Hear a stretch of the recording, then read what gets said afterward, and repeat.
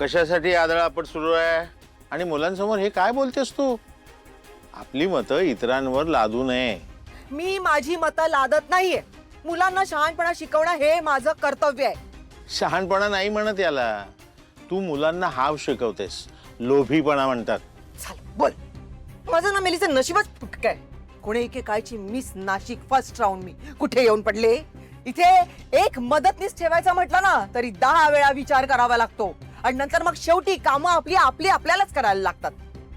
जाऊ दे, कंटाळा आलाय नुसता. सुश, आई चिडली आहे, जा ना बोल तिच्याशी प्लीज.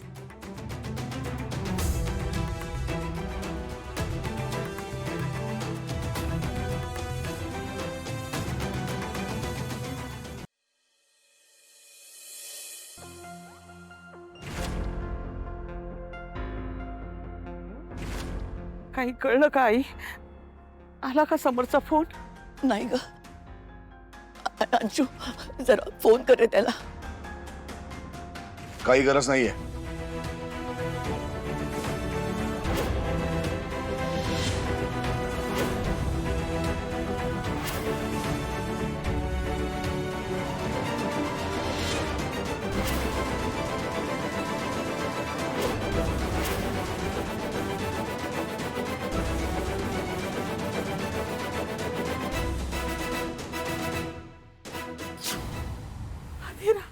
बाळा, कुठे गेली होतीस तू?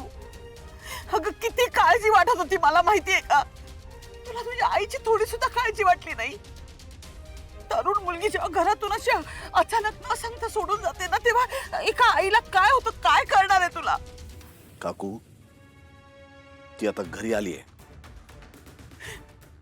थँक्यू समर, तू होतास म्हणून आज माझी अधीरा परत आली रे.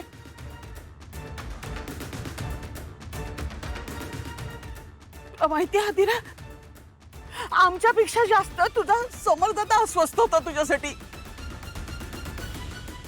What were you thinking, Adheera? Are you out of your mind? तुला कळतंय का हे किती डेंजरस आहे? तू समर राजवाडीची बहीण आहे हे कळलं असतं तर कुठलेही गुंड येऊन तुला उचलून घेऊन गेले असते. मग तुम्ही ही वेळच का आणलीत माझ्यावर? हा सांगा ना, वेळ का आणलीत माझ्यावर ही? हे बघ ब्रो, हे सगळं करताना मला काही मजा नाही वाटली. ओके, तुम्ही असं का केलं माझ्या बरोबर? तुम्ही तिकडे लग्न ठरवायला गेला होता की मोडायला? Why did you do this to me? बस, आवाज खाली. खूप तमाशा झाला. काही झालं तरी सुद्धा एवढ्या टोकाला जाण्याची काही गरज नव्हती. बोलून सगळे प्रश्न सुटले असते अधीरा. मला आजपर्यंत असं वाटत होतं की आपण दोघंही एकमेकांशी खूप मोकळेपणाने बोलतो.